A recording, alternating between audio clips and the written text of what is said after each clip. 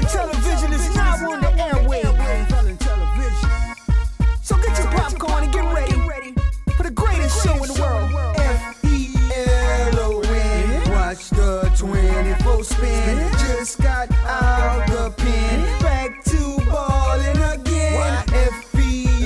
Felon. Watch the 24 spin. Just got out the pen. Back to ballin' again. Now I'm back ballin', back shot callin'. Ain't no chances they ever see me fallin'. Now I'm on TV, I know that you see me. R-U-N-T doing what I do so freely. I represent for all my people that's on lock. I represent for all my people still on the block. I represent for all my people that's hustling. I represent for all my people still struggling. Rich people, poor people, my people, your people ain't counting together. We can move mountains. Had the world bouncing till the song quit. Now when they see me, they like that's that dude I went to school with. My mama ain't raised no fool. I got an education and I went to school. I learned the rules and gained all the tools. Now my pocket's deeper than the Olympic size swimming pool. Yeah, let's get this dough. If you don't try, then you never know. Use your mind and see how far you can go. But for now, sit back and get ready for the show. Felon. Watch the 24 spin. Just got out the pen. Back to ballin' again. Felon. Watch the 24 spin. Just got out the pen. Back to ballin' again. Happy New Year's to everybody, and I want to thank y'all for supporting Felon Television for the last 8 months. We back on the air, and as you can see, I'm full of awe. I've been working on the car, but it's all good because God said, come as you is. I want to send a shout out to everybody in Louisiana, Texas, Florida, Georgia, Mississippi, Alabama that been sending these shout outs. You want to hit me on Instagram at Real Lil Runt, Facebook at Official Lil Runt, TikTok at Real Lil Runt, or you can subscribe to my channel at Lil Runt, or hit me on Felon Television 2022 at gmail.com, and I will respond. But for the time being, we're going to get to this interview on Nitty TV. Subscribe to Nitty TV. We in the building. Everybody already know who it is. Lil Runt. What's up, man? What's up, my dog? What's happening? What's up, man? On time, bro. Yeah, been a minute, bro. I had to get you on here, man. You know, we gonna get straight to it, man. So let's do it. Are you originally from Lafayette? Yeah, I'm from Lafayette, Louisiana. Okay. What part of Lafayette? I forgot. I'm from Macomb, but okay. I moved to Washington Heights. Washington Heights. I can't think of. Yeah. Washington Heights, man. Yeah, bro. Welcome to Nitty TV, man. I'm happy to have you in here, bro. It's a pleasure, man. Yeah. So we go way back. Like, me and you go way back. A lot of people probably don't know. Before music, we ain't even messing with no music. Yeah. You know, we ain't got to get into all that, but we've been knowing each other way before music. And the crazy part, I remember, like, we had been knowing each other for at least about a year and a half before I even knew you do music or you knew I do music. I don't know if you remember this. And like I said, we had been knowing each other. Then I bumped into you one night at Michael Lockett's studio. Yeah. You was in there smoking the blunt, freestyle. I ain't even know you rap or nothing. I'm like, man, Eventually, I hooked up with this guy, Troy Delco. He had Big Money Entertainment, and right. He heard me rap. Unfortunately, I was at Club Strawberries, okay. And Shaq was in there. Okay. And so Shaq brought me on stage with him. Then he heard me rap, and from that point on, he signed me to Big Money Records. And then every week I would drive back and forth. He would come from Atlanta, pick me up in Lafayette. We'd go to Houston and record it up at Uptown, and then we'd come back until we finished the project. What year was this? 93. That was 93. Oh, Yeah. okay. 93. All right. So, Big Money Records, that was out of Lafayette? Nah, they was in Atlanta. Oh, he was from Atlanta. Oh, Yeah. okay. So your first record deal was from Atlanta. Yeah, I signed the independent deal with him, and then later on I signed with Polygram. They had Anita Baker. but they didn't know how to market me. Right. Because they were known for rap labels.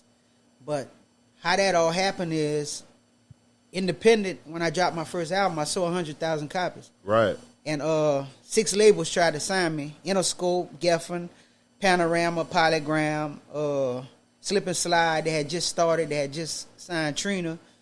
And all those labels tried to sign me, but we ended up signing with Polygram because they gave the most upfront money. Right. And it was a bad deal, but you live and learn, you know. Now, that deal was on that album with that single, What You See Is What You Get. That was that album? Yeah, that was the album that got me the deal. That single, like I said, we sold 100,000 copies. And the best deal would have been, I had a chance to sign with Interscope. And Geffen had just signed, they had Mary J. Right. And Loud Records tried to sign me. They had just signed Big Pun and Exhibit. And it's crazy that when they flew me to Cali and we walked in the office, that single was playing on the desk of the secretary. Right. And we didn't sign, and Exhibit was there. And his first single was called What You See Is What You Get. Wow. Yeah, Wow. that's Wow. crazy, bro. Yeah, that was big, because that was crazy, because that's the kind of the time I really, knew you with the music with that, when you came out with that singles. So, and I knew it was through like a record label. And back then we was rapping, but we didn't have no record labels. And I was like, damn, well, what he doing? How he doing all that? This was 95 when my album came out, and then I signed in 97, and then 99 I had an opportunity to do 186 college campus tour. Right. With the Yin Yang Twins, T.I., Bone Crusher, Keita, G. Devin the Dude. None of them had a deal yet. Right. And I ended up getting caught up. Right. And went to prison in 2000, and the tour was supposed to start in June of 2000. I went to prison in April. Okay. So I ended up signing the deal to do it, knowing I was dealing with that, and I didn't get to make the tour. So right. Yeah, because I remember all that time when all that happened, you got locked up. You was right in the middle of music. A lot of big stuff was going down. Yeah. So that was 2000. With that was the feds, huh? It was the federal case? I got locked up April 4th, 4 days for my birthday. Wow. In 2000. Got out in 2006. So you did 6 flat. 6 on 8. Damn. 85%, man. Yeah. That's crazy, man. Yeah. That was bad timing, because I ain't gonna lie. I sat in there, man, summertime 2000, and I watched every one of them get a record deal. Right. T.I. was on the tour. He went to Atlantic. Luda went to Def Jam South. The Yin Yang Twins went to Lil Jon. The East Side Boys went to Lil Jon. Bone Crusher went that way. All of them was on the tour. Right. I went to jail. Damn. Where you did your time at? I did Atlanta, and I did Beaumont. Bloody Beaumont. Nasty Beaumont, yeah. And Oklahoma. Nasty Oklahoma. Stayed there a little bit. That's like the holding spot. Disgusting, bro. I already know. I didn't hear a lot of stuff. I'm originally from Beaumont. Oklahoma, I'm talking about. Oh, Oklahoma? Worse than Beaumont? Yeah. It's like the holding spot till they decide where they're going to send you. Damn. Yeah. You got a crazy prison story you can share with? I done seen some stuff, man. Like, I done seen things, bro, that make a grown man cry. You know what I'm saying? I already know. And like they say, the main thing, bro, when you in there, I went to prison when I was 21. I made 21 in prison. You was that young? I made 21 in prison. So when we used to holler and all that, you was a teenager? I was young, man. Damn. I made 21 in prison, 4 days for my birthday, bro. And when I walk in there, they look at me like, who's this kid? Yeah, because Coming you look young and you short, and I could about imagine. Yeah. So it was. I done seen some things. I met a lot of good people, and believe it or not, 8 of the dudes that I deal with right now is dudes I was locked up with. Right. Like from New York to L.A. to Houston, I can go there and I ain't got to worry about nothing. Right. Like, these dudes is doing some big things, and they just know what it feel like, what loyalty mean, and what it feel like to have real dudes Right. around them. So Yeah, and back then, see, the Fed's different right now. Like back then, to go to the Feds, so everybody in the Feds was some type of plug, pretty much, because everybody was on a certain level to get to the Feds. So they had a lot of major people in them Feds. Bro, I seen MC Hammer come over there and visit. I seen Irv Gotti. I done seen my celly was Adrian Peterson daddy, Nelson Peterson. Right. That played football, big dog. Yeah. Minnesota Vikings. Yeah. That was my celly. You know, he was in there. He had did 10 years for armed robbery. I met a dude in there who claimed he was R. Kelly daddy. No shit. And looked just like him and could tell stories like he was messing with his mom in New Orleans. And, you know, you see a lot of people come through that. And it wasn't just for drugs. It was for majority of things, bro. They had people in there for murder, rape, taking money. You know, it don't matter what it was. They're going to stick you all together. Damn. Yeah. That's crazy, man. Yeah. So you did 6, and I see you came home, got straight back to it, straight back on the music. Yeah, I came back to it, man. It was something that I love to do, so I prepared for it. You know what I'm saying? I sat in there and prepared, man. Did a lot of writing. Right. A lot of writing. Yeah. I tell them I don't have to write another song for the rest of my life. Like, for real. Yeah. You jumped on it, bro. So you was in the music the 90s, way before the internet days. Oh yeah. And stuff like that. And you still doing the music after the internet days. You know, everything is digital. What you prefer, before the internet or after the internet? I prefer before the internet, man. When it was hands-on, man, you got your cassette, your CD, and you know what I'm saying? The game done changed so much that you got to really love it to deal with it right now. Right. You know what I'm saying? Because the stuff you hear on the radio, the stuff you're hearing, it's nothing compared to the days when we came up, when they had the Scarface, they had Outkast, they had 8-Ball and MJG. Right. You could distinguish the artists. When you heard something, you know, oh, that's Too Short. Right. Oh, that's 8-Ball. They all had a style, They and they were saying something. You know what I'm saying? Even if it was gangster or something to teach you, you could understand it. Right. It didn't make you want to go kill somebody. Right. But now everything now is auto-tune, shoot 'em up. You know what I'm saying? It's disgusting, bro. And it's like back in the 90s, like you had to be on the grind to stick out. You had to be out there putting your posters up, hand in hand with your seat. Like if you stuck out in the 90s, you was doing your thing. Because right now it's like, you know, not talking down on nothing, but they could just jump on the internet or damn near get on their phone and record a song on their phone and load it up to the internet. Now you're a rapper. But back then you had to, you know, you had to have your little $1,500 to press your CDs up. Yeah. You know what I'm saying? Get your album cover done. You know, and I definitely prefer before the internet too, because a lot of people say it's more easier now. You know, you can load up to all these sites and all that, but Right, I think it was more organic back in the 90s. Yeah. Right now you hear a lot of this music and it all sound the same. It do. And then you go and look at the views, the million views for that junk, and then the people who's really saying something got 10 views. Right. But they don't understand that you could pay for them views. Yeah, you could. That don't make you a better artist. That just you just trying to get somebody to say, oh yeah, I got 10 million views. Mm-hmm. Man, that's trash. Like, you know what I'm saying?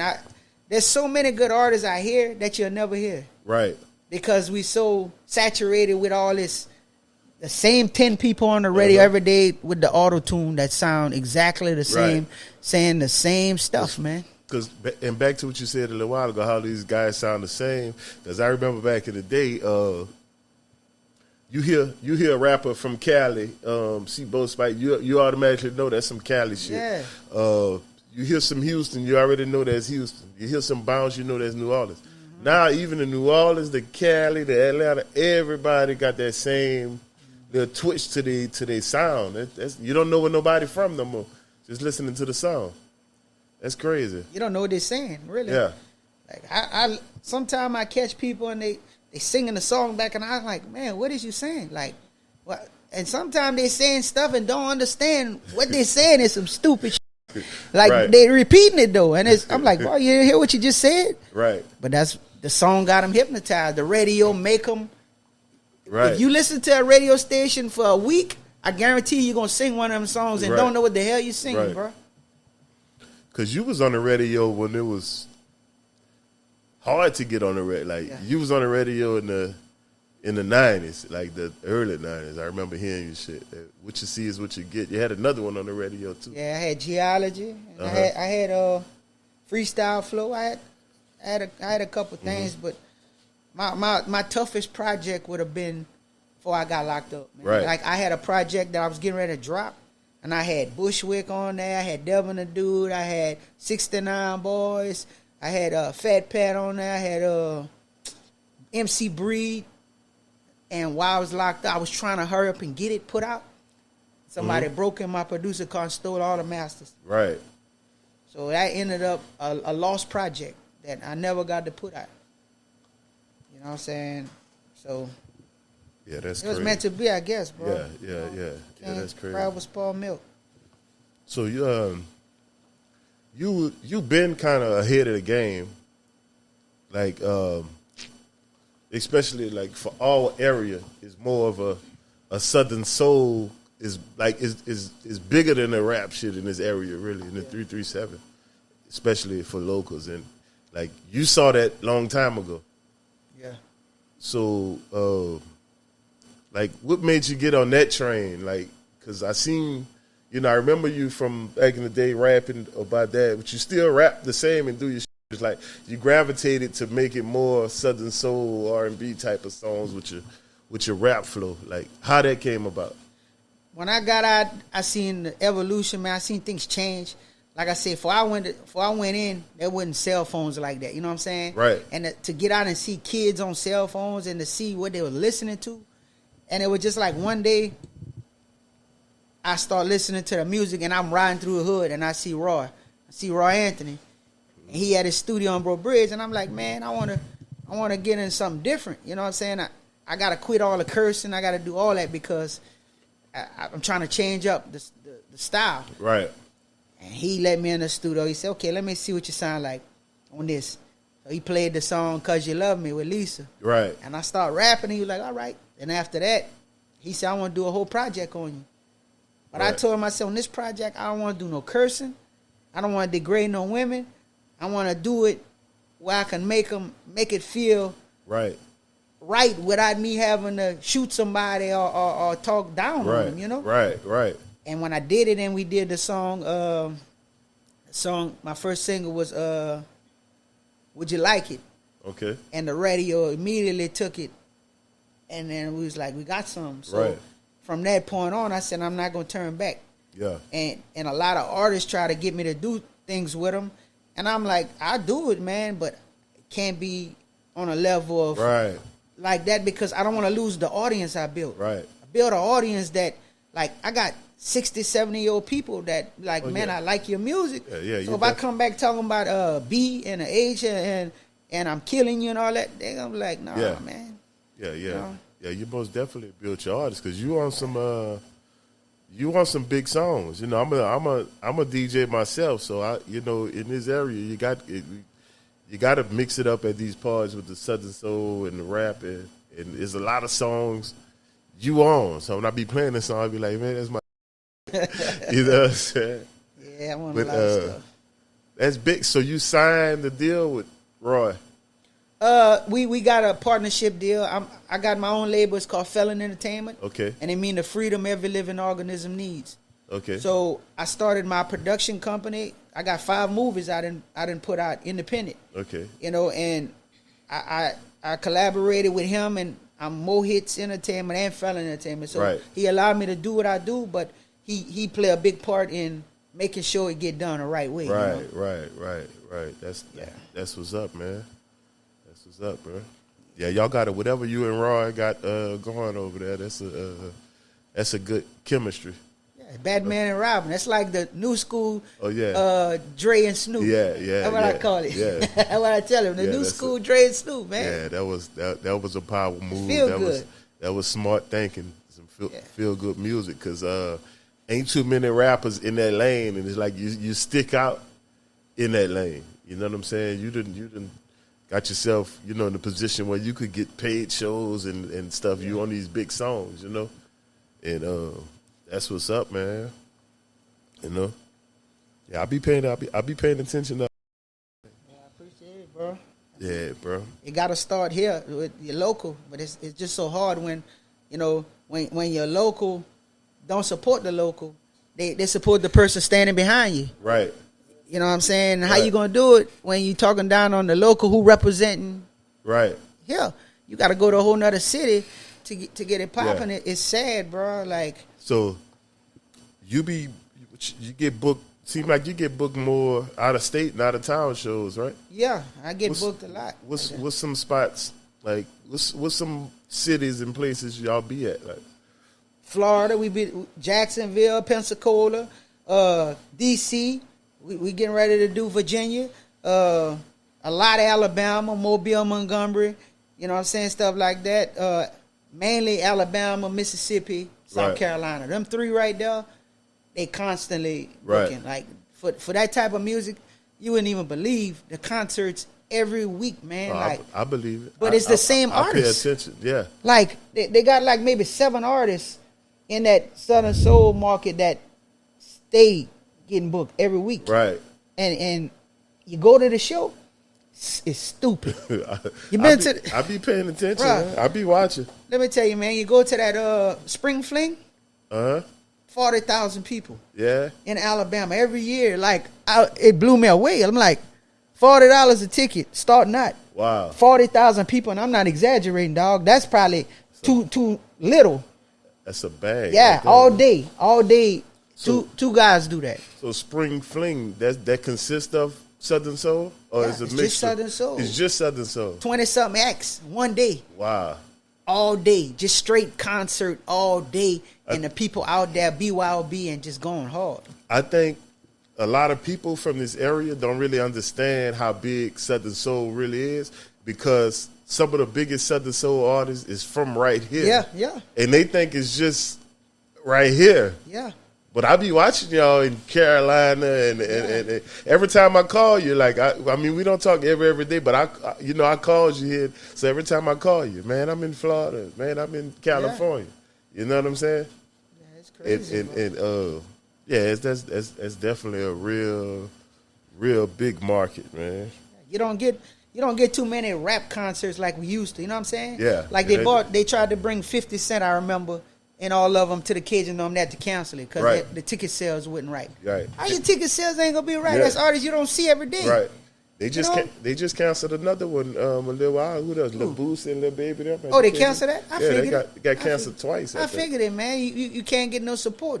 When I seen Janet Jackson come here and it wasn't even halfway full, I said, it's done. This market ain't for you wasting your money, bro. It's for Southern Soul and Zydeco. I didn't realize how big Zydeco was until there's some people I know. They took me to Parameadow to what they call that, a trail ride. I don't be on all that, but I had never been to a trail ride. And that was my first time going to one. And Keith Frank, I forgot who. You know them Zydeco. And it was so packed, man. And I said, man, it's a whole nother, there's some whole other stuff, bro. Yeah. But the thing about it is the Zydeco market here it didn't slow down Yeah. because with all the shooting, Right. youngsters going there shooting. Yeah. They didn't start wilding out over there. You don't see trail rides too much here no more. Now the artists like Keith Frank and Chris are doing, they don't even let promoters book them no more. Right. They booking their own shows. Right. That's smart, though. Yeah, the way it is, yeah. But so it didn't slow down the Zydeco people having to book the same 2-3 artists who willing to take the gigs. You know what I'm saying? That's crazy, bro. Yeah. Yeah, man. Lil Rap, man. Lil Rap been in the game a long time. People don't know that, man.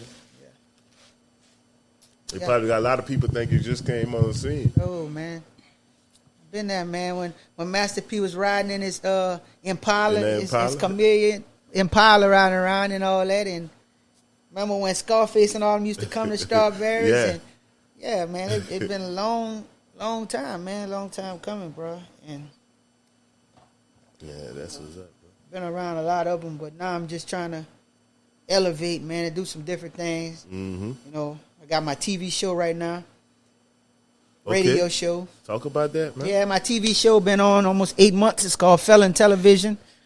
And like I said, I just try to turn a negative into a positive. And I do a lot of interviewing different local businesses and let the people know about these businesses, you know, to help support them. Play local videos. And I do skits, funny stuff, something to just keep you smiling, you know. Right. Nothing gloomy. And Yeah. that comes on every Monday at 6:30 on Cox 15 LUS 3.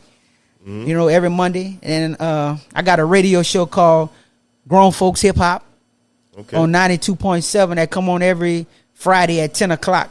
And now I'm on for 2 hours. I was on 1 hour, now I'm 2 hours.